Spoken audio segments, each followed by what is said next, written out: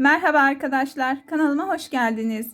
Bu videomda çok güzel bir çiçek motifi yapılışını göstermek istiyorum sizlere. Bu çiçek motifini süsleme amaçlı kullanabilirsiniz. Tokalarınızda, kıyafetlerinizde, çocuk kıyafetlerinde süsleme amaçlı kullanabileceğiniz çok hoş bir model olacak arkadaşlar. Bu gördüğünüz boncukları ipime geçireceğim şimdi. Bunun için iğnemi önceden hazırlamıştım. İpime taktım. Şimdi boncuklarımı geçiriyorum. 5 tane boncuk gerekli arkadaşlar.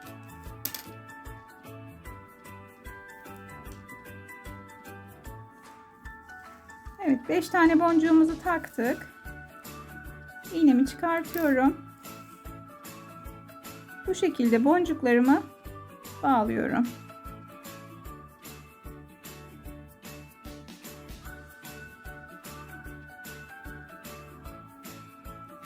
Bir tane daha düğüm atıyorum. Daha sağlam olsun. Bu şekilde bağladık arkadaşlar boncuklarımızı. Bu ipi arada yürüteceğiz. Tığım 3 numara 1.7 mm ucu. Bağladıktan sonra arkadaşlar ipimizi parmağımıza doluyoruz. Şuradan tığımı geçirip ilmek alıyorum. 3 tane 4 tane zincir çekiyorum. Buradaki boncuğun arasına tığımı geçirip bir tane sık iğne yapıyoruz. 1 2 3 4. Yine yandaki araya tığımızı geçirip sık iğne ile kapatıyoruz.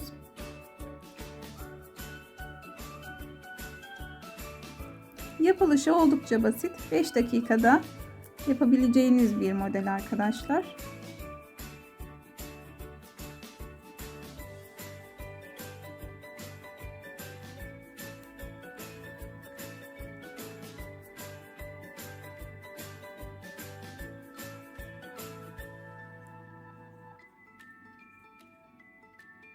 Buraya geldik.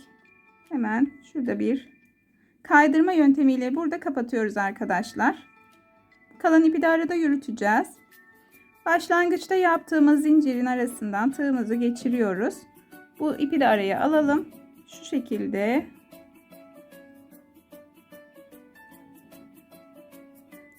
bir tane sık iğne yapıyoruz.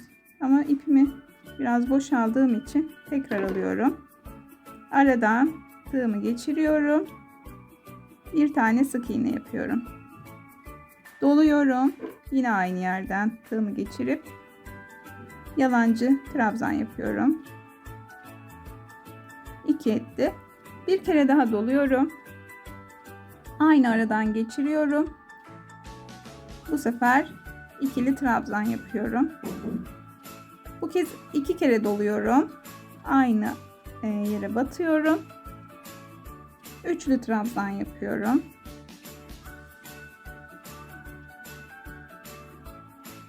Tekrar 2 kere doluyorum. Aynı yere tekrar batıyorum. Yine üçlü trabzan yapıyorum. Şimdi bir kere doluyorum. İkili trabzan yapıyorum.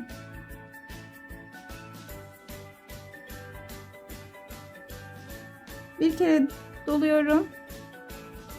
Yalancı trabzan yapıyorum.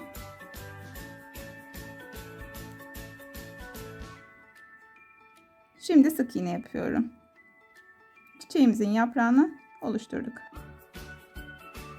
Bu ipi keselim arkadaşlar. Bu kadar yürütmek yeterli.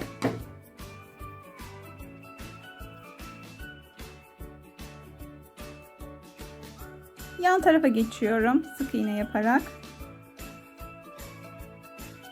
Bir tane sık iğne. Bir kere doluyorum. Yalancı trabzan yapıyorum. Aynı işlemi devam ediyoruz arkadaşlar. Bir kere daha doluyorum. İkili trabzan yapıyorum. 2 kere doluyorum.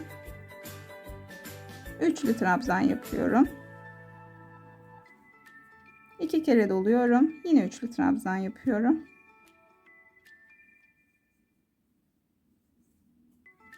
Bir kere doluyorum. İkili trabzana düşürüyorum arkadaşlar. Bir kere doluyorum. Yalancı trabzan yapıyorum. Şimdi sık iğne yapıyorum. Bu şekilde arkadaşlar çiçeğimizin 2 tane yaprağı oluştu. Aynı şekilde sık iğne yaparak yan tarafa geçiyoruz. Ben geri kalan kısmını kamera arkasında tamamlayıp hemen geliyorum. Evet arkadaşlar, gördüğünüz gibi bütün yaprakları tamamladım ben. Son sık iğnemi de yaptım. Burada ipimi kopartacağım. Şöyle başlangıçtaki yere batıp kaydırma yöntemiyle birleştiriyoruz. Ve bir tane zincir çekerek ipimi kesiyorum. Hemen ipimi arkada gizleyeceğim. Evet arkadaşlar, motifim hazır. Gördüğünüz gibi çok tatlı oldu. Arkası da bu şekilde. Ben çok sevdim. Farklı renklerde de daha önce hazırlamıştım. Onları da sizinle paylaşayım hemen. Bu şekilde arkadaşlar. Dediğim gibi çocuklarınızın tokalarını süsleyebilirsiniz. Kıyafetlerini süsleyebilirsiniz. Çok amaçlı kullanabileceğiniz bir çiçek motifi oldu. Beni buraya kadar izlediğiniz için hepinize çok teşekkür ediyorum. Videomu beğenip eğer hala kanalıma abone değilseniz abone olursanız sevinirim. Hoşça kalın.